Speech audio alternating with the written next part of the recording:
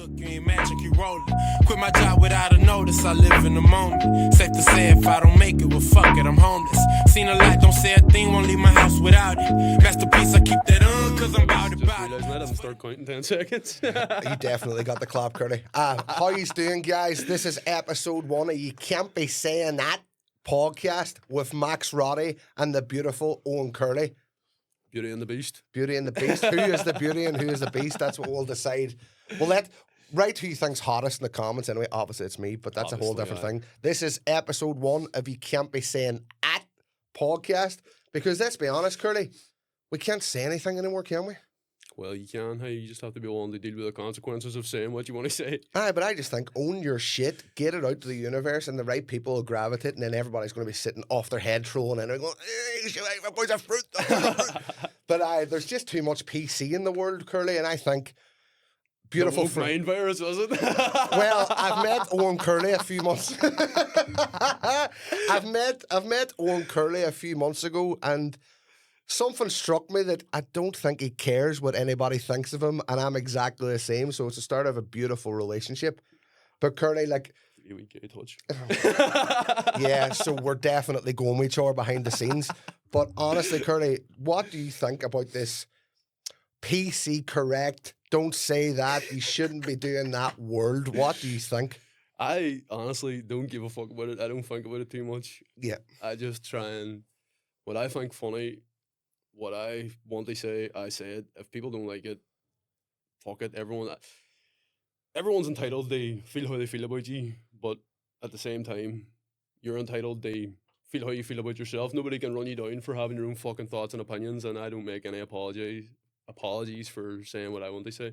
Don't get me wrong. Like, if you go for a group of typical lads in the bar, some boy loves action films, some boy loves, I don't know, sitting watching Netflix with the missus. No, everything is subjective in life. But the thing that really, really gets under my skin, Curly, is people who go to a comedy club, right? I'm going to tell you about a night I supported Mark McKierney, and we both know he's a very funny man. Very funny man. So we're sitting in the club. I went on, did my 10, and I'm sitting down with a group of people, and I couldn't believe what I witnessed. At a comedy club, by the way. This is a comedy club where you're supposed to make jokes and make people laugh. Curly doesn't know what he's doing. He's trying to karate chop the mic.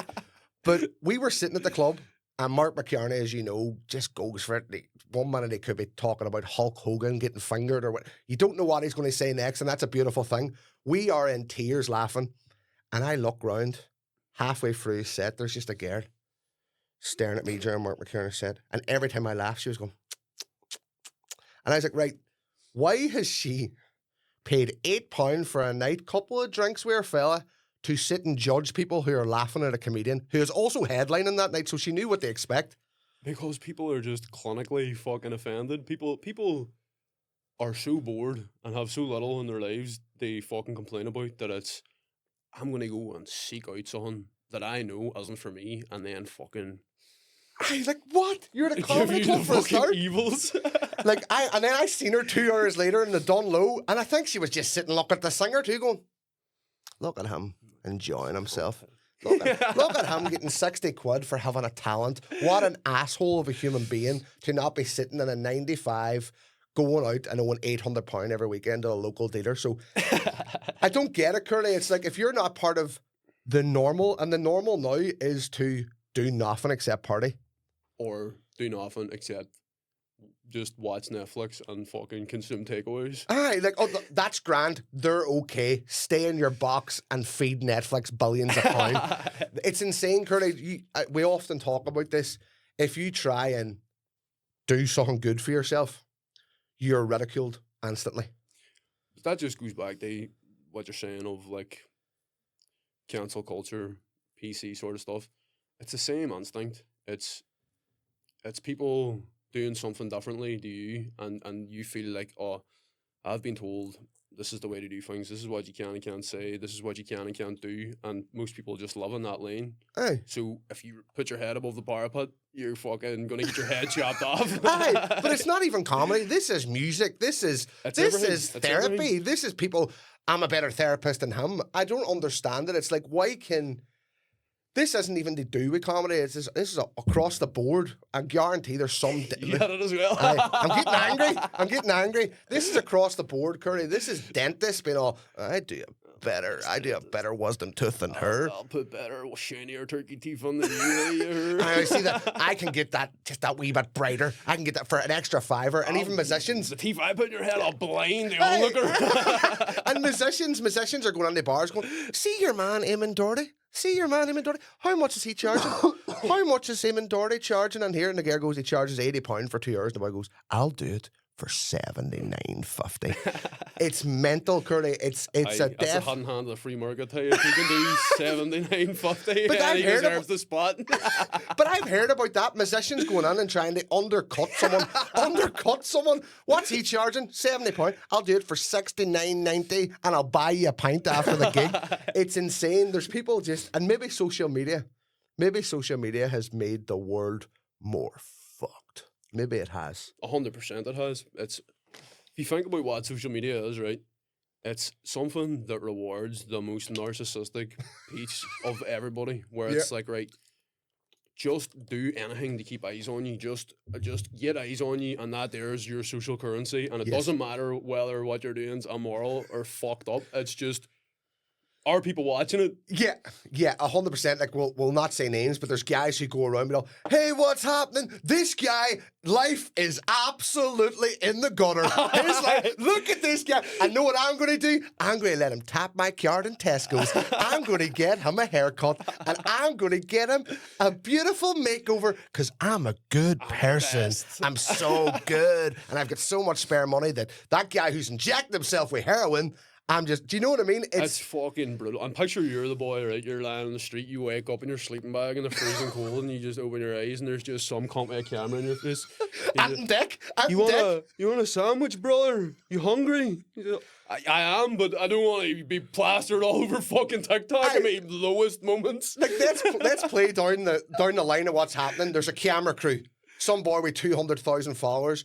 Doing a good thing for the world, but it'd be better if there was a camera crew. You'd feel like you were part of something fucking about official. You just got some dickhead with an iPhone pointed at you. What's happening, bro? I'm here to save your life. But by the way, Curly, I'm going to get £350 off TikTok for this video. You absolute numpty. Cost me a score to get this boy a sandwich and a haircut. I'm on the money. Oh, but there, how many views? And he's texting the wife. I filled that boy's warm wee belly, and I've got £300. No, he's texting the wife. We got another one. Another victim got. But you know what I mean? Get more people in the gutter so I can make more videos. It's insane, Curly. And I know times have changed. Back in the day, 90s, you had to be on TV before you were allowed to be a comedian. I do agree there is a lot of muck. I openly said that is exactly the good thing. Like, you have to put up with the dickheads following the homeless, but you also have a lot more freedom to do something like this. Aye, exactly. What fucking lunatic would have put me and you in a recording studio before now? But now times have changed. But honestly, Curly, it's like, I do agree. There is a lot of people with overnight success who, if TikTok was disappeared tomorrow, they're never, ever going to be doing anything but working in your local boots, right? I agree in that. There's people who... They're underqualified for boots, a lot of them. I have met people through the years who have 20k followers, we'll say, right? And they almost think, and I've talked about this openly, that they are one of the Kardashians. There is... I did the math. Brandy's incoming. I did the math here, Curly. I think 0.1% of the world follows them, but they walk down Limavady Street, who no one's even seen their TikTok, like, I'm too busy for photos. No pops. Oh, the fucking jacket over their head. Sunglasses. Oh, everybody knows who I am. Everybody wants to take a photo of me. No, they don't, Sydney. Sydney. Nobody gives a fuck, Sydney. And that's what this is about. This is about us coming on here and calling out bullshit. We're setting the world right. This needs to happen. And I know often people say to me, Curly, he's a TikToker. And I'm going, I've been in the house shadow boxing.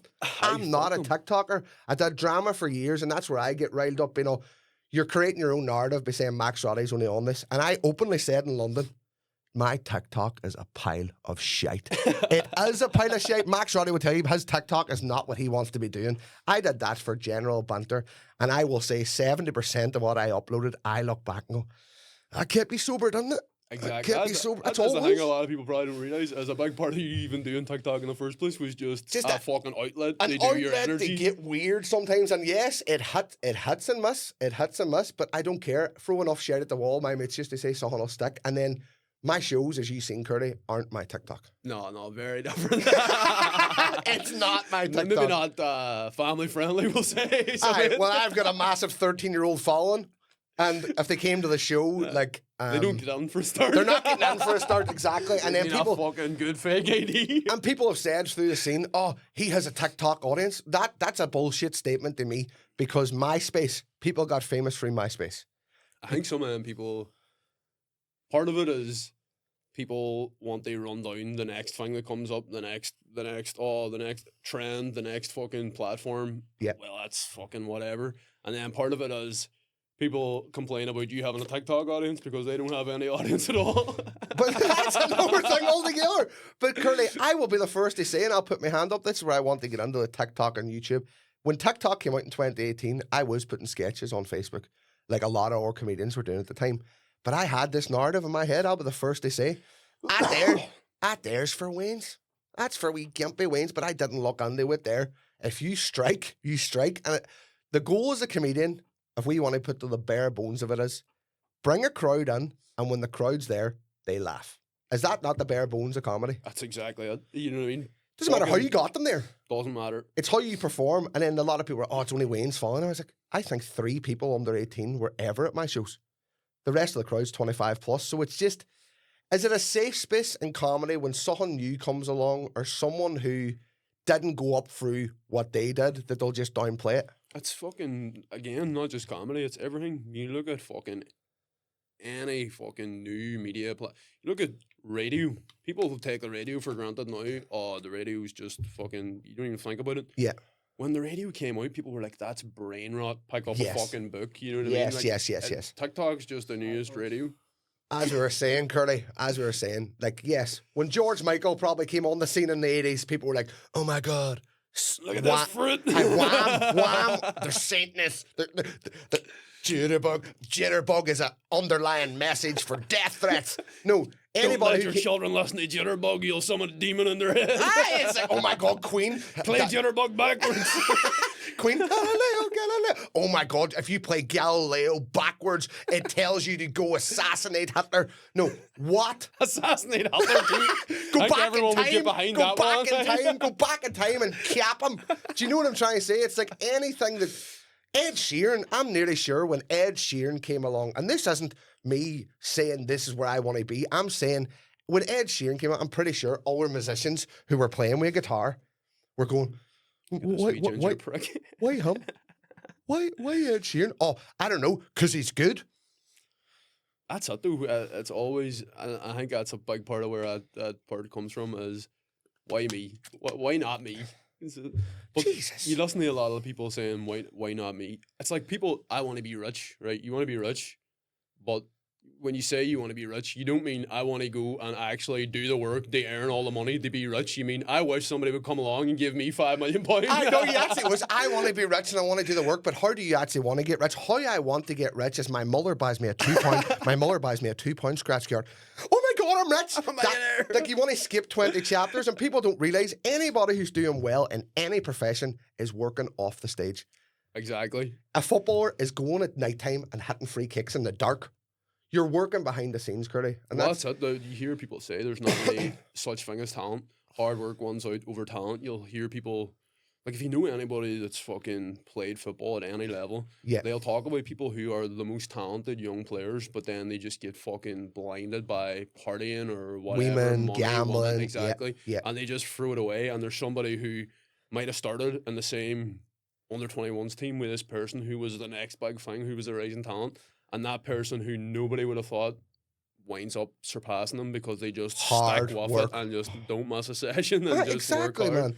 But it's just this world, and like we were talking about things years ago, like Wham there. 20 years ago in comedy, and we're 2 comedians. I look back at the TV shows back then. Little Britain, Bo Selecta, some, in my opinion, hilarious, genius Catherine Tate show. All this type of things was going on. They were getting away with stuff now. If we created a TV show that producers were going, can't say that, can't do that, what are you saying that for? Why do you think we could get away with more 20 years ago, but we can't do it now? That's a fucking big question. Right? That's open a can of worms. It's just culturally, right? People have, you think about the 90s, you're coming from this place of excess where Ireland in the 90s, 90 something percent white and Irish, 5% other white, and then like a very small percentage of non-white people. So you're coming from a cultural space where it's homogenous, everybody's the same, everyone comes from the same cultural background, and you might say things like a good example of it, right? My ma grew up in the 60s here, right? We have the saying in Derry, am I black? You must out on something. Am I black? She thought it meant, am I invisible? Okay. So she moved to Manchester, right? No. And she's working as a care assistant, and she's sitting around the staff room, and she gets forgot on a cup of tea. She says, am I black? And all the black people in the room look at her like, what the fuck did you just say? Yeah. And she had never thought of, am I black, as like a racist thing to say. Because it's what she knew. She grew up that was a normal thing to say in her household. I get that 100%. And yes, there is a lot more diversity nowadays. I do get that we can't run around saying absolutely ridiculous things, but certain things, come on, Curly. Like, well, no, I'm not making any defense of not being allowed to say anything. I'm just saying, like, you do understand where they're coming from. You know what I mean? That's why I don't get too frustrated. Because I know what you're saying. It's sorry for interrupting. No, but I know what you're saying. It's like they knew no better, and they didn't know any better, and what they were taught wasn't actually being racist. But then you think of that there, right? Then you don't even think of it as possible that this could be racist, right? You don't have that in your brain at all. And then the shock of actually bringing it to black people and them being like, what the fuck are you saying? That's like, oh, fuck, how could I have missed that there? You know what I mean? Where then you overcorrect, where it's like you're so careful not to say anything that could be perceived as offensive that you wind up going the other way. Yeah. And it's like, oh, the fucking funniest stuff to me is like see like the right wingers. Okay. Hey, welcome to Owen Curly. Of course, the right wing was getting brought up with Owen Curly. I love reading about politics, right? I love reading just the rhetoric. I don't really pay too much attention to who's winning elections or what parties are saying, but see just the rhetoric of both sides of like all the protests in Dublin being all, get them out, get them.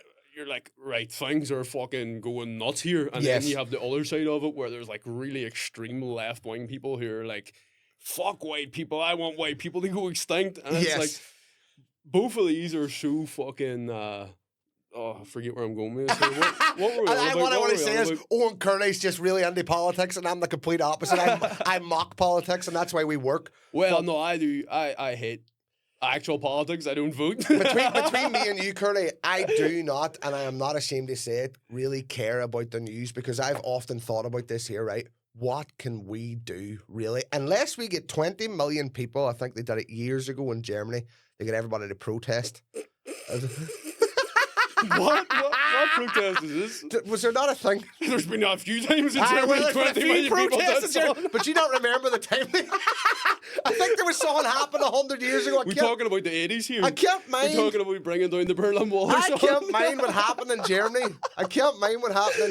We'll skip over about 80 years and we'll get to the part where... Was it David Hasselhoff released a song? I think it was the time Baywatch. No, honestly, though. But do you remember was there a protest? We can Google this to make sure Recently? I'm not just... No, we're talking maybe 30 years ago. We're not talking about the war. Was there a protest in Europe where they had 20 million people on a motorway who refused to do something? Like they refused to travel for like 5 days. Google this. What am I going to Google here? I'm trying to say is, if we got the masses, and I'm talking every shop, every swimming pool, every single person to refuse to work for a week, things might... Good luck with that one. Aye, but that's not going to happen. But if we got that to happen, the government might go, well, take a quid off a pack of fags. Do you know what I'm saying? There could be something if you got... well, they had a worldwide pandemic, so if we can do that worldwide, if we got an uprising, then maybe things would change. But the chances of that happening is the same chance as a 2-point scratch card. Do you know what I'm saying? Exactly. Oh, 100%. That's literally my take on politics as well. Is I find it interesting to read about, like, sort of theoretically. I Okay. don't actually give a fuck about the outcome because to me, you've got two choices, and it's a choice between shit and shite. You're fucked if you do, and you're fucked if you don't. Yes. The the the things that politics does is determined before there's ever a vote cast. You know what I mean? The Tories and Labour in the UK are both going to look out more for big business than they are for you and me. And there's agendas that are planned in 2000, and you might not see them come to fruition until 2025. Like, Yes. and the people behind the scenes of politics, they know the plan, Uh-huh. and they're not going to get in the way of it. You know what I Okay. mean? They're basically, in my view anyway, the political parties are there to make whatever decision has already been made palatable to the people who are voting for them. So do you believe in a way of it, if we have an opinion, someone's going to say something about it, and if we don't have an opinion, so it's you're damned if you do, you're damned if you don't.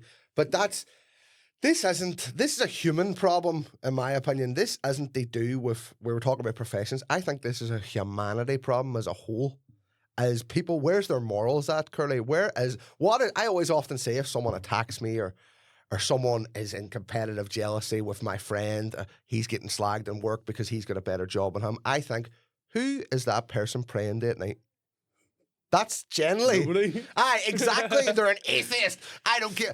When we die, there's darkness. No, I've had that. I actually argued with my father years ago, and he was going, when I die, I become, there's nothing there. And I'm like, Daddy, take a look around. There's something fucking here, Daddy. Wake a fuck up, Dad. Wake up, sheeple. Daddy, this is when I was allowed to smoke grass. Sprinkle a bit of that in there, Daddy. Do you hear the fucking animal sounds in the radio? Daddy, wake up. There's G.O.D. There's G.O.D. everywhere, Dad. Do you know what I mean? It's like 15 years ago before I went to uni, and my dad was so against it. My dad still is it. Oh, is he? Is Big Frank at it? Oh, My dad was all, Jesus. hey, people say people come back to them. My dad never came back to me. Do you know what I mean? But do you believe there's on people something? coming back, eh? There's something here, Curly. Oh, 100%. I throw stuff out the universe. You want me to get on what I believe on Oh, this one? wait there. Someone order a bag of cans, relapse. We're relapsing here live. No, but honestly, Curly, I know, and this is why I wanted to do this podcast with you, because I know we don't mind going close to the bone with stuff. I'll do it in a jokey way, but I'll say it. And you know I'm a fucking nut. I have heard this man chat on many occasions, so I was like, get that man a mic. He's in the right profession, folks. Check him out, Owen Curley. He's a fantastic comedian, and let's just say me and him is going to be gigging together for a long time. Just what you're saying there about we're relapsing, fucking give me a bag of cans brings me on to something I wanted to talk about. Let's go. Is obviously you're sober and you don't drink anymore. I'm Donegal sober, we'll say. Is that the California sober? That's like California sober, but you still drink cans and smoke weed. And Let's talk about Donegal sober. Let's explain what Donegal sober is where you still love in the bar, but you've stopped snuffing. So everything goes except no snuff? No hard drugs, just drink and weed, and that you're good. I'm going to ring my therapist. Can I drink cans and smoke the odd spliff? No, because this is the dangerous thing. This is what I wanted to chat about. I've got to the point now where I need to find a drink that isn't lovely pints because they're too lovely, and I drink them too. They just start. What's your favorite beer, Curly? What's your favorite beer? You know what? Corona. Corona. Did you just say my favorite beer? Did you just say my favorite beer? The water of life. Let's just say this: how I know I'm definitely in the sobriety journey.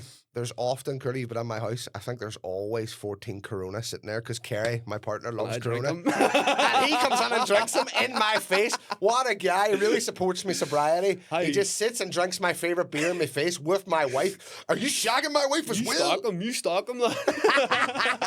But Kerry always has a man, and that's when I really knew that I was doing well in sobriety. My favourite drink of all time, you can ask anybody who knows me back in the day, in a bar, you would have seen me not with one, not two. There was two in one hand. I love Corona. I drinking one and two holding ones. And knowing that beer sat there, that's when I knew. Kerry went, I'm so shocked. They're out there 6 months and I haven't even seen you look at them. And I was like, drink was destroying my life, Curly. There's no point in lying. I think you've heard enough about what I was like before. And that's what you're saying. I had that young attitude. Corona was a massive drink for me. And that's when I really got under wraps. I was like, they're in the house all the time, and I don't even flinch. So that's how I know I'm in the right mindset. And we talked about the 17-year-olds who find drink, find drugs, and forget about the profession. And with me, that is what happened. I was doing a wee bit well, did a few good things, and just became a full-blown addict. And that's why it's good, because I think you'll agree with this, Curly. Being 33 in comedy is like a 17-year-old who's playing football. In a way, 33 is like a great age. It can be, in a way. You know what I mean? Obviously, if you did start earlier and stick at it, you'd be probably further than you are now. Yes. You'd have more fucking experience under Or your belt. dead. But the thing is, a footballer, you have until you're fucking 33 to make it. Game over. And then it's done. Exactly. 36 if you're lucky, and then an odd specimen can go to 40. But I think 33, I look at these guys like Mike Rice. No, these guys are about a lot longer than people realise. I think he's doing comedy 11 years. And he's fucking killing it. He's such a funny cunt. Mike Rice. I think I started calling him Chicken Fried Mike Rice. I fucking love the guy. He is so funny. But this is boys here. A lot of people assume Fried rice is hilarious. That's what I call it, because he check out Mike Rice. This boy just goes I don't think for they it. need our help plugging their podcast. But I'm just saying, if anybody who watches us doesn't know who Mike Rice is, because he's more than an up and comer. This boy's but what I'm trying to explain Keep is, at it, Mike. You'll get there one. No, what I'm trying to say is I appreciate his comedy. But what I'm saying is, people now who just come across him 3 years ago think he's only doing it 3 years. There's years of graft. Rise, it seems. There's years of graft, and I don't know how people view me, Curly, but I'm happy with 40 people in a room at the minute. I am. I'm happy with getting 50 people, and if I get 10 of them, they go, we'll give this boy a chance again. I'm 10 years, 12 years. Like, these boys are about 11 years. You know what I mean? It's fucking a slow grind. You have to just stay active and... you don't stop. Exactly. You don't stop. And the thing is not to be deterred by a fucking bomb. See the first couple of times I did stand-up, I've had people come up to me recently and say, see, when I first saw you do stand-up, I thought, this boy is never going to get it. He's never going to get it. But I seen it. And then they're coming up to me, being all... You know what, fair play to you, you fucking stuck at it. You're actually funny now. But the thing is, every comedian bombs. It's if you bomb 70 nights in a row and you're still coming out going, that gig was... That's the thing. If That's you're delusion. bomb and you think, I'm the GOAT. I'm the G.O.D. Knew I was a genius. Oh, boom. Walking high-fiving Rory McSwiggan when people have left. But the thing is, Curly, every comedian bombs. The best in the world bombs I've heard. The best in the world, it's when you can go, right, every audience is different when we're growing. And if you're getting 10 in every audience, seeing something in you, I think that's where I'm even at in my career. Some of the rooms you'd be lucky to have 10 people on them. Don't get me wrong. Open mics are brutal. Open mics, but I think they make you a better comedian. Oh, 100%. They do, because when you get your following, then you're ready for anything. And my personal opinion about this is, though, if you don't bomb and learn from it, and you just don't change anything, or just there is comedians, this is funny. No, the crowd's not laughing, so why are you keeping headstrong for 10 gigs? No, I've often heard of comedians who keep the same set for 5 years. That's crazy to me. And nothing changes in the audience. Crazy to me. Like, I do fucking 10 minutes 10 times, and I'm sick of even if I'm changing wee bits. Even if it's working, I still want to change it. Do you know what I'm saying? You want to go and try some new material, because that's it to me. I think I'm a wee bit of a gambler. You know what I mean? When you know it's a good amount of it's going to work, there's less of a risk to it. You're not risking getting up there and having everybody in the room. Who the fuck is this? Who gave him a mic? Aye, of course. But even the first 45 I wrote, and I know people thought it was early, I wrote very safely for that show. I was like, get the job done. But now the second show's a wee bit more out there. But I know I have not even took that can off. I am playing. There's about 2 hours of material that I've wrote down that won't be performed until I'm 9-10 years in. And that's a fact. You don't come out. That's discipline too, though. See, writing something where you like the premise and you know that there's something to it, but at the same time knowing that maybe you're not fucking really going enough, there. They be able to do it justice, and just saying, you know what, I just put that in the back burner for the meantime and keep thinking about it and keep working away at the things that I have already that are working, that I like doing. Yeah, like I do think my show does work to a certain extent, but I don't think I'm fully there. No, I will always say that I'm not, and I don't know if people think that I think I'm 10 years in when I'm only 2 in. I know I'm going to grow every year. Everything's going to, like, my writing's going to grow. Fuck what people think. And that's what the whole fucking point of this podcast is, Curly. Fuck what people think, man. What do you think of Max Ruddy? Fuck 'em, What do you think of Curly? What do you think of him? See, What do you think of him? What's important is what you think of yourself. If you can fucking look yourself in the mirror, I just fuck everybody. But it's basically to me, Curly, as performing to me as just performing. Do you know what I'm saying? If I wasn't as happy as I am on stage, I don't think I'd be doing this. Do you know what I'm saying? It's the love of being on stage since I was a Wayne that gets me up there. And that's my happy place. See what you take off stage? It's enough for to make me get a 1-bedroom bungalow in Spain. I just don't like it. I don't like the ego side. I want everybody to be friendly. I do get humanity. Not everybody's going to be your best mate, exactly. Which you've had to coach me recently because I'm just this big. He said hello to me. He sound him. That boy said well done tonight, and then he goes back to the house and he's got fucking machetes through at my face in the wall. But Curly, he sound the scorpion and the frog or something. The wee frog's taking the scorpion over the rubber. He thinks they're best friends, and the scorpion gets the other side. And you're not, just fucking does he? Curly, why do I think everybody's me mucker? Is that an inner thing? Because you're friendly, you're friendly. You expect other people to be friendly. I just like, why is everybody not nice? Why are people not nice to me? But I'm nice to everybody. My mommy told me if people respect you, you respect them, and you all make love and there's rainbows. That's the way I was brought up. Maybe I was brought up with a wee blanket and a cuckoo. I don't think that might be true. Hey? It was a chicken box and about 40 with a fork. Well, you've heard of it. Well, she did stab me with a fork, to be fair, but in my head though, the fork was just a little bar of chocolate. That was your safety blanket thing. But I think I need to work on that, Curly. 100% that, but that's you don't want to lose it too much either, because then you're just running about doing the opposite. You're thinking everybody's a cunt and everybody's out to get you. You're walking a tightrope like. You're sitting making a list. No, like, do you ever see? You're the boy with the machetes and the pictures on the wall. Do you ever see? Fuck him. Do you ever see Billy Madison when the boy puts a lipstick on? It's all the people who slagged him in school. It's like me in the house. I'm going to go kill them all today, Kerry. I'm going to kill them all. Fuck Kerry would have a thing or two to say about that. No, she be behind me. She be behind me. Throwing grenades. She be doing your lipstick for you. The woman's Max, that lipstick is fucking rotten. Give me that white bear. If you're going to go out there and punch that boy in the face, you might as well look right. But that is an issue with me, Curly, where I am this big friendly, I don't know, probably overbearing to some people. I will not turn around and say I don't have character defects myself, and I'm not perfect, Curly. Who the fuck is? Nobody's perfect. Even Christ dropped the cross 3 times, Max. I was there. I seen it. See the strength, the core in Jesus that day. See, to be fair, some fucking core strength on there. Was you ever see a 6-pack on the cross? Was Jesus a PT?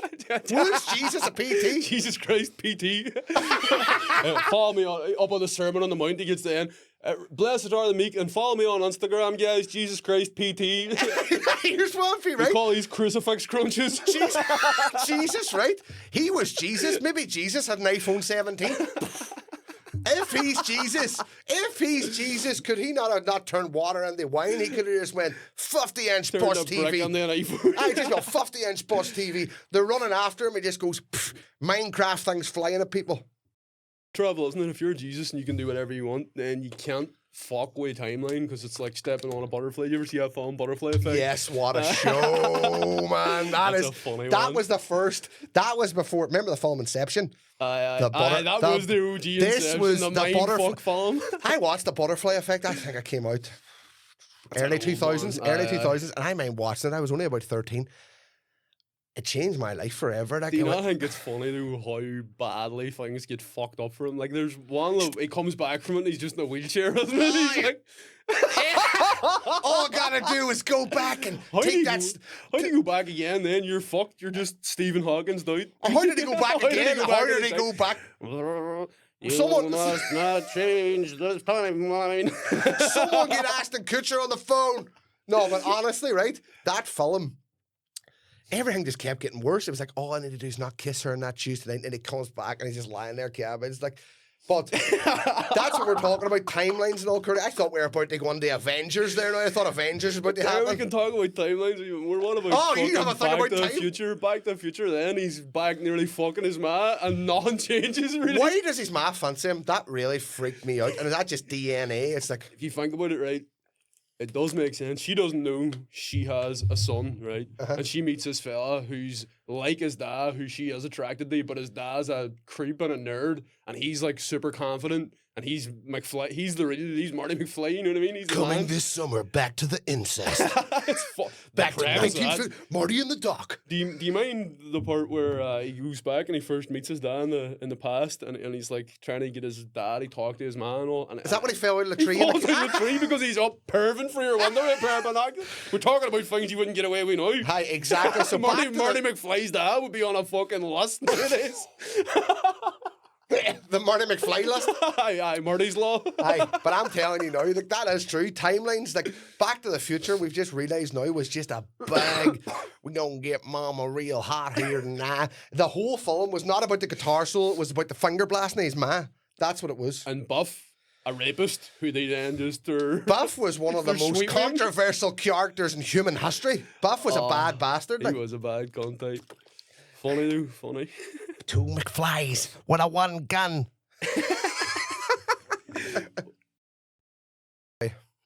I think, Can't say that. Curly, I think my auntie's in love with me.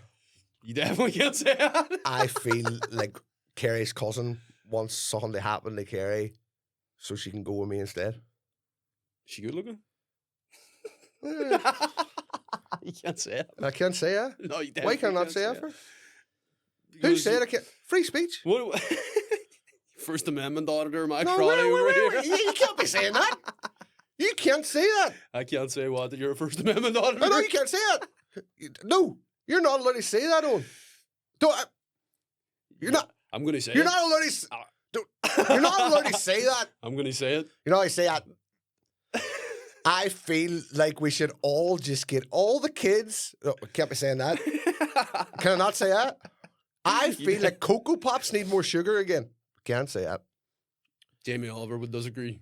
We said we weren't going to talk about cereal, so I we're say forgetting we about that. fucking cut Jamie Oliver's head off, though. You can't be saying that. You can't be saying that, lad. Cut his head off. Fuck Hey, you know Jamie what? Oliver. Bring back ISIS. Hey, here's what. You can't be saying that.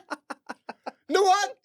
You know what's going to happen if we say something we can't say? You can't be saying that. We're all going to get arrested. No, you can't get arrested for speaking unless you're being derogatory to people. No, but right enough, do you know what happens if you say you're English nowadays? What?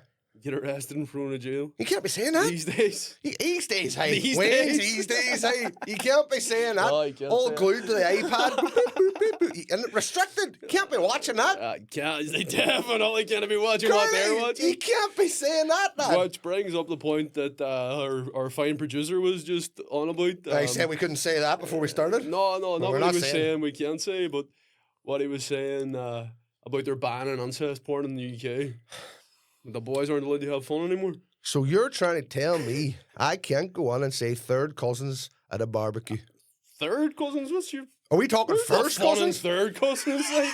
You can't be watching that. You can't be watching it. So you're telling me now we can't watch a bit of, hey, brother. Hey, brother. And that song's in the background and that cuts on, but she's all, oh, mom and dad's away for the weekend. And my, Fuck, you're making me hard stop. and my PlayStation's not working no more. What are we gonna do? The I'm disc is stuck. the disc is broken. And the now brother somehow I'm stuck behind the TV. and the bro just goes, your disc is broke. It's time I break you in half, sister. Hey, brother. The PS2's broke. Well, you know what? I better fuck you. You can't be saying that. No, but honestly, you're telling me now. I heard this. This isn't true that I would know. You need a passport now to watch some bit of writing. Bastards. Like. So you need Or to a scan your VPN. passport. Or a VPN. Well, it's good to know that I haven't looked at porn since that rule came in because I'm not bothered to get my passport out for a batch. Me neither. What's porn? What's porn? And see any guy, I know what I love, know what I can say and I will say. Know when your auntie hears you make a joke like, can't wait to go home and shag Carrie. My auntie goes, huh? What did you just say there now? And you're like, Are you living in Sun, Max? Auntie Angela, how many children do you have? And she goes, 7. And you're all, well, I know what you were getting up to in the 80s, you dirty wee bitch. That's what she has between me and God, Max. There was no TV back then, was a good line. We were bored. There's none on TV, so we just had to pump out a lot of wings. Something to do, that's something to do. Like. Or was it 70s? My granddad come back after selling some fruit, and he just go, bend over. And she goes, but I'm doing the dishes. And he goes, you don't have a choice. Fuck me, you can't say that. You can't be saying that. You can't say it, Curly. But that is the truth. Back in the day, we're talking Irish families. I think my granny Roddy, I'm not lying, had 16 brothers and sisters. That is not a lie. Check it out. Where the fuck do you have the time to watch 16 wins? Like 16 wins. Where do you have the space for them? It must have been 8 wins per room, mate. I think even, let's go to my dad's actual family. There was a 3-bedroom house in Edlam. I think the there ones... was babies in the fucking drawers and all. You're fucking... time to get up for school there. the one sister, God love her, got a wee box bedroom to herself. Like, oh, there you go. There's a bed. There was 7 brothers in the room, bunk beds. Like, the crack would have been good, though. The crack would have been fierce. We'd no Nintendos. We'd no nothing. All we had was 7 boys beating the fuck out each other. All we had was a fucking fiver and a dream. And they used to go out up to all sorts and probably join the IRA. I don't know what they get up to, but you can't be saying that, Curly. You had to do some of your time. No TV. Have wins. Join the It was a cash. It was a simple time, Curly. Simpler time. And I'll actually tell you about... back in the good old days when we went and did Irish courses in Long Cash. All I need was a hula hoop. That's all I need was a hula hoop and an AK-47. A hula hoop and an AK-47. A beautiful day in 1976. You can't be saying that, though. Well, we said it. We said it now. We said it now. It's when we're going to put it in the internet, and we said it. Well, we stand Curly. by it, and this podcast is sponsored by ISIS and Mountain Dew. ISIS, we can't be saying that. And it's sponsored by Villavons and Trump. It's sponsored by Trump. It's sponsored by the war in Iran. It's sponsored by Jim Carrey. It's brought to you by the Illuminati. Jim Carrey.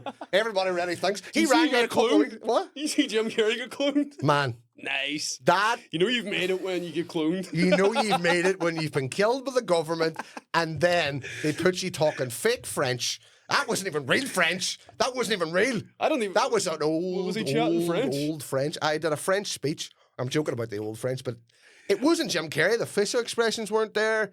There was eye colours. And I don't want to say it, right? But see, you look at Norm Macdonald when he was younger, and then Norm Macdonald in the years before he died when he had cancer and he wasn't telling anybody about it. Okay. His face did something very similar to what Jim Carrey's has done, where if you look at a photo of young Norm Macdonald versus Norm Macdonald towards the end, it doesn't even really look like the same person. Right. But then I think he might be dying. I'm going to play devil's advocate here, right? Plastic surgery, all these type of things, the different colour from the lens of a camera. No, my eyes have looked different, if we're going to be brutally honest. But you are in the Illuminati. Well, what do you hear is here for a great... Sure, that's you are a clone. Well, I don't know what happened during that surgery. They put an R3 chip in there. But honestly, Curly rang me 2 weeks ago. I was in Brighton after London. And I go, Curly, an agent texts me the next day and they rebooked the show. And he just turns around and goes, Max, tell me the truth. Are you in the Illuminati? So is this going to be the new rumour now? He's that shite. He's not even funny, so he has to. He's on the Illuminati. He had the Freemasons in London. It's mad that people just assume anybody does a wee bit well. Who did he go with? Who did he go with? Who is he making love to behind the scenes? And I'll tell you now, it was Jeremy Kyle. Jeremy Kyle is the best lover. The best man. If you want to be famous, you gotta fuck me, Max. Talk about Jeremy Kyle. What a fucking golden era of TV. That's what we're talking about 20 years ago. Destroyed culture. But, oh my God, was it fun to watch. It was the best thing. You were sick from school and it was like, why did his wife take the Haribo out of his asshole and you just got on it? And that was light work for Jeremy Kyle. And Jeremy Kyle was just sitting there. arrogant. You're a shit dad. Like Jeremy Kyle was a terrible Jeremy Kyle. No, it is my name above the door, not yours. And he's sitting there with a Well, you gambling should have problem. put something on the end of it then. He had a gambling problem himself, but he still judged everybody. I don't care that I spent 20k in Genting Casino. You're a bad father, and no one's ever going to change that. But you know what I'm saying? Back in the day. The biggest cunt on two legs, but funny. But we couldn't stop watching. I used to pretend to be sick just to get that 10:15 ITV show. 100%. And some of the topics, man, it was like, your brother took a double How was it- cheeseburger how off a was homeless that guy. Daytime TV. How the fuck was that there daytime? Like, Look, that's what I'm saying. 20 years ago, you could say that, all right. You could have the headline. The hedgehog went with my sister and we moved abroad and lost 150k in a mortgage, and it was the best TV you'd ever see. Like, you think you're a good dad? You don't even know what your kid looks like. And he's sitting there judging people, Jeremy Kyle, by the way, when he had a gambling problem, think he cheated on his own wife. you know that. And he's just rinsing people like he is the pinnacle of life. Who are you? It was great TV. And even Jerry Springer. I was just about to bring Jerry up, did you Springer. watch the Jerry Springer documentary on Netflix? No. Aye. See that there, and this is going to say a lot about me, but see the producer say a lot about of the me. Jerry Springer show sitting being all, just more or less, I don't give a fuck that we destroy culture. Everyone's like asking him, what, you're just fine with, you've got the worst shit on air, you're destroying culture, everything's going downhill because of you, and he's like, hey, the ratings are good. I don't give a fuck. Aye. I would kill somebody on TV if the ratings called for it. And And that we were is allowed. that is beyond my imagination. Where they're like, Crazy. It's like cartoonishly evil. It's Aye, fucking funny. they're looking at the ratings. We're number 10. Did you hang somebody? We've 2 weeks before we're getting cancelled. I've got it. Dwarves with their tits out. Dwarves with their tits out. Or the Bloods versus the KKK. Aye. Like, literally was a segment on There the Jerry was. Springer show more than once. Like 3 or 4 times they brought on the KKK and LA street gangs. They just fight Just on the batter stage. each Just other. beat And the know what? shit. Chairs flying. And Jerry.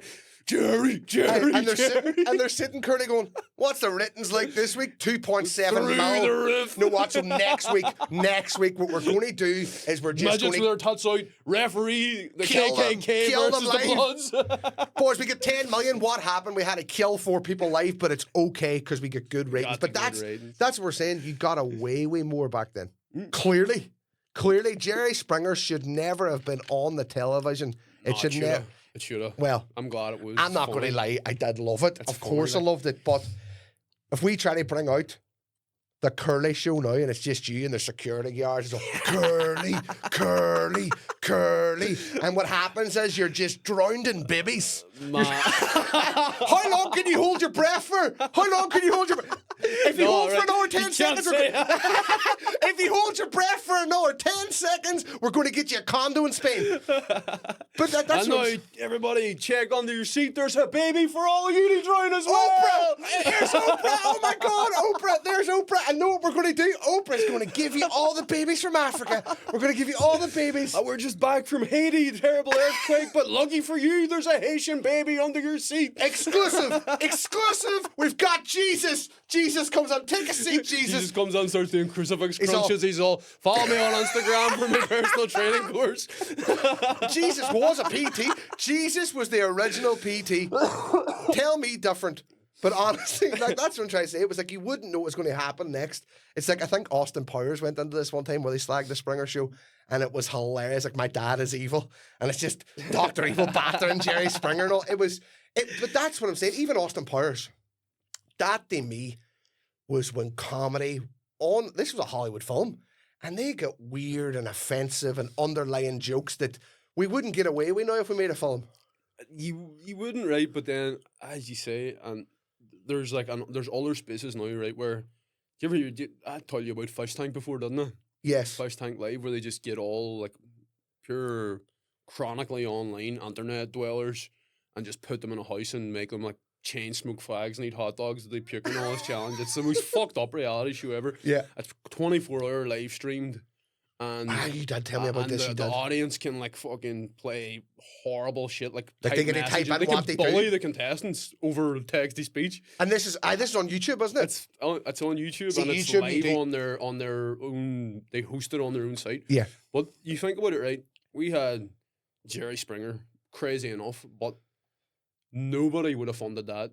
Nobody like would have let Fish Tank rule for 3 seasons. Not back then, no. I suppose you're right then. Even Because you now couldn't they're be trying doing to that. shut- No, fuck. Like, but you're at a stage now where you can just make something off your own back and put it to the internet, and if people like it, they're drawn to it. Right. You can do it. You can build your own audience. You can build your own audience. Exactly. Absolutely. But this is another thing I wanted to bring up about certain people who go to comedy, right? We were at Bennigan's. I don't know if you were there that night. Me and Kerry went out. Just, as I say, I love watching comedy even when I'm not doing it. It's just nice to see other guys doing it. So we're sitting, and a guy who you're going up to Belfast to perform tonight, aren't you? Aye. Loxley. Loxley was performing in Chicken Box, and he was opener, right? And in my head, I'm laughing away. This is a good set. He's doing well. Crowd's laughing, but there was a guy in the front row, right? And I couldn't believe what I witnessed in Bennigan's. He was about 80, and he stands up when Loxley tells his last joke. Stands up and clears. And we were like, he started moving. I know exactly who that is already. And And I don't he's know. a tough critic, that man. I Holy don't think it's you shit. thinking this. No. This isn't. I know who you're on with. Not him. He's a tough critic, Oh, guy. he does not find anybody funny. That And then guy. he gets up and does poetry and doesn't tell a joke. And you're Aye. like, what the fuck are you This isn't him. criticizing people This for? isn't him, right? This guy was just first time I reckon he was in Bennigan's, and Loxley did well. And there was nothing that I heard in that set that wasn't overly offensive. It was funny. 6 out of 10 pushing boundaries, we'll say, right? He stands up, makes a whole scene, and Darren runs out after him to see what he says. And Darren said he's peeing. He goes, "What do you think of that?" And he goes, "I came for comedy, not filth." Say something funny. Fuck up, Hey, buddy. but this boy came to a comedy club in 2026. As I said, did I expect it to be all, "No, what we're going to do today, class, we're going to tell our favourite story from primary one." Wise up, Maybe you're he 80. was expecting, right, guys, no clapping on here where we don't want anyone to be Aye. overwhelmed. If you want to clap, just do this. Just do the jazz hands. Hey, it's thinking, why are you here? I don't want to trigger you. But why is he here? Why did he go to that comedy Even club? when I opened for you. Yeah, And granted, not the greatest of sets. I know what you're but going to say. the people who were enjoying it were, there was literally fucking some woman sitting beside them. Same and all, thing, Are same you, thing. Are you? What the fuck's wrong? Are you laughing at this? I wasn't even saying like anything that bad. I didn't think. My brother was there that night, Kerry was there, and someone on the other side of the room, we were all laughing, and we were getting judged for finding you funny. A couple Why? of people came up to me the Sunday after that when I was out.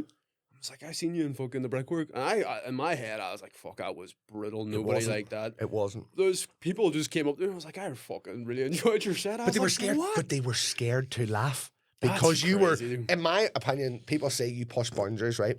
I don't think you push them even as much as you'd like to for a start. Yeah, sometimes. Well, I've heard a few, but I would say I felt that night. There was 75 people there, and there was Sold out, wasn't it? I was sold out in the Brickworks first sellout, and there was about 7 or 8 people who were laughing and not caring what the audience was thinking. But I noticed another 6 or 7 who wanted to laugh, but were scared of being judged, and that's what we're saying. We get judged for doing comedy. Oh, And- fuck, hey, you just put the numbers to me. So 12 people were laughing out of 75. No. I'm not saying that. I'm not saying that. I'm saying there was- That's it. I'm done with comedy. I'm But hanging up what the did I mic. say, Curly? All we need's 10 in a room. I'm only joking. If you do 100 gigs, there's 1,000 fans. But no, what I'm trying to say is, and there's this thing maybe from Derry or even down where you're from, and the sticks of Donegal. Out in the Badlands. See the trolls, like let's even go up the line. The mommy, Well, luckily my trolls don't even have the internet yet. your trolls are back in My trolls are 1955. doing cave paintings. But the thing is, right? They've got Owen Curley's shite on the wall of a cave. But the thing is, Mommy Bunter, right, went on the Late Late Show and she got ripped. Shane Todd went on the Late Late Show and got ripped. But my point is, they're getting ripped by people who wish they were Mommy Bunter. They are getting ripped by people who wish they were Shane Todd. So the thing boils down to, see if you're getting trolls, brilliant, because you're doing something right. Exactly. Will Farrell gets trolled, Jim Carrey gets trolled. If you're that good, you're going to be either loved or hated. You're not good until my dad says you're shite, more or less. I need Frank to call me shit. Yeah, What the I'm freaking out You need because to get Frank so keeps telling me. bad. Let Frank, my dad is all, you know what, he used to be good, he's pish now, I liked him before it was cool. like with there, I'm like Frank always says I'm good. I'm not looking forward to the day he says I'm fucking shit. Like He's the original. No, because see the day he says you're shite, everybody else will like you. Oh, okay, It's so like that he likes to switches be. as soon as you hit yeah. critical mass, he switches up and says you're always shite. Right?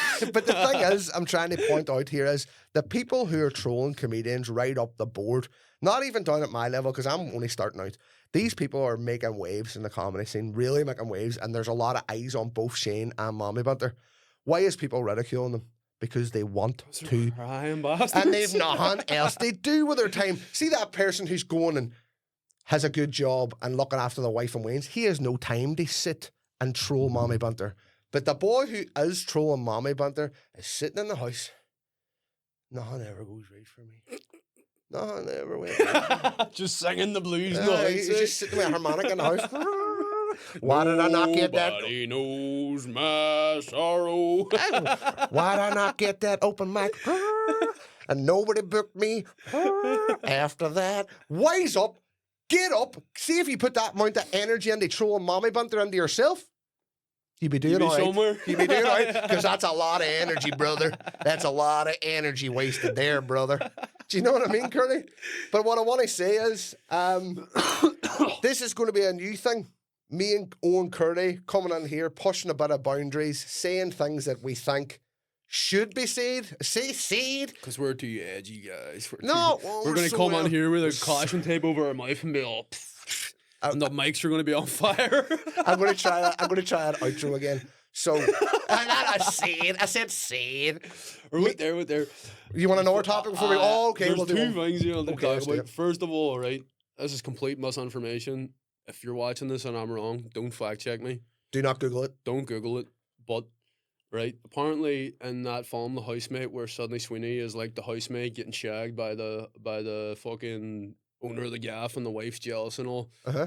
There's a scene involving a butt plug and her butthole, but they've used a prosthetic butthole, Okay. right?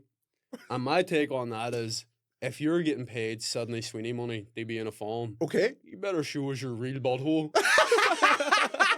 It's like we want that real bump. See the real butthole. You got paid for $5 million for a money. film. You made bank here. Get your butthole out. I know what you want to do before we go, though. You want to Aye. talk about chronic. Yes. Not even white lies. We want to talk about the gigantic biggest ones. lies. Gigantic ones. The lies that you heard that changed your dynamic for the next week. We want you to comment underneath this video the biggest chronic lie you've ever heard from a boy or girl who claims to be absolutely deadly serious. And maybe tag a liar, tell your story. Call them out. Call them out. Exactly. Call them out. Start an argument. Start a fight that ruins your family because your family's full of ball bags just for our entertainment and Right. just for engagement. And we'll set it up for you. We'll set it up for you. Tell us 2 massive lies now Oh. that you've heard. Or 3. Go you on first, because I've got Right. 2 fucking crazy ones that I 100% heard Right, okay. straight from their mouth. The lies that I used to come across from chronic liars, not white liars, was like a guy who was telling Don't be you what. bringing race on it, Max.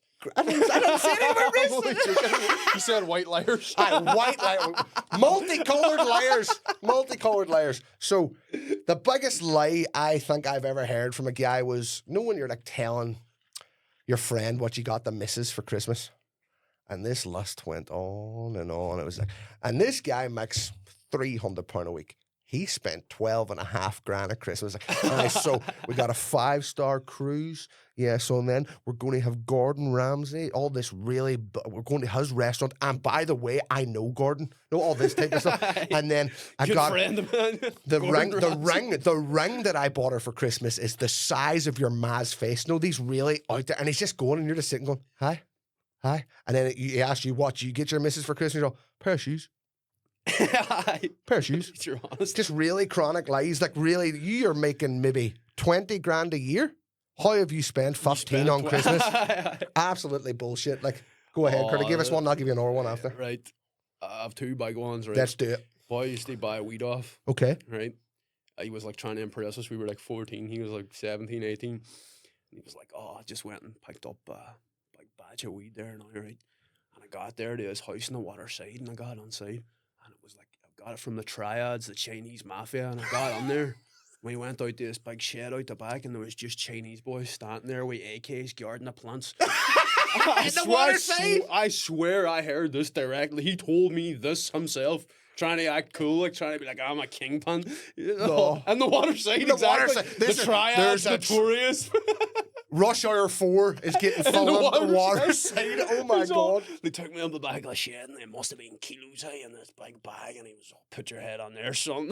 I put my head on this fucking... I thought I was going to get shot and all. And you're like, wise up, lad, you work in Tesco's. No, I was all, geez, that's mad. I know, you tell played me along. more. You played Tell me along. more. Ah, you were getting it. Oh, I love it when someone lies to me. It fucking makes my life. Right, give us another one, Curly. Give us another one. Right. This is a brutal one. This Okay. is because this was, I couldn't You help can't but be call saying myself out, or call the boy out on it myself. We were sitting drinking, and it was me, my friend, his sister, a couple of our friends, and her boyfriend were all drinking in his house. And he was on about fighting came up, just people were telling fight stories, and he comes up with, fucking, it was this here time, these here wee boys were starting me, and like I wouldn't have been popular time where I live, and I went home, and they followed me home, and then I told my dad what was happening. We went out the street more or less, told them they fuck off, but they wouldn't fuck off, and me and my dad wound up fucking scrapping with him and all, and he made up this big story about him and his dad battering this group of fellas. Right. And then this night goes on, and he starts talking about how he's never been in a fight before. Clearly forgetting that he had told this story. So 2 hours later? Not even 2 hours. I mean, like, barely half an hour later. So he tells you the story. He tells you the story of him fighting the boy in the street, and then he goes, not even fighting, not even like, I got on the tussle. It's like me and my dad went out this front street and beat the fuck out of 5 people. And then he says 20 minutes later, never been in a fight. Never been in a fight. See, before. You might catch a thief, but you'll always catch a liar. I'll end you with this here, and I don't even care. He's one of my muckers, and I don't even care. I'm still half close to him. But when we were growing up, no matter what girl was brought up in the sentence from Derry, no matter who it was, if I went where, my older mate went where, he would have turned around. My conversation was already been there. Any wee girl. You could have turned around and made up a girl's name. I think I tested it out a few times. So, Fionn, Miss Funny. Been there, and you're like, lad, you're the biggest liar. You've not shagged every girl in there. I'll give it to you. You're a good looking fucker, but you have not made love to every wee girl in BT48. And I'll end you with that. I am Max Roddy. This is Owen Curley. I'm Charlie Kirk. I knew he was going to say it. You can't be saying that, man. I'm Max Roddy. This is the beautiful Owen Curley. This is episode 1 of You Can't Be Saying That. And we will be continuing to say that. Join us next time. Is there anything you'd like to say, Curly? Good luck and fuck off. Don't give a fuck how good you look, you ain't magic, you rollin'. Quit my job without a notice, I live in the moment. Safe to say if I don't make it, well fuck it, I'm homeless. Seen a lot, don't say a thing, won't leave my house.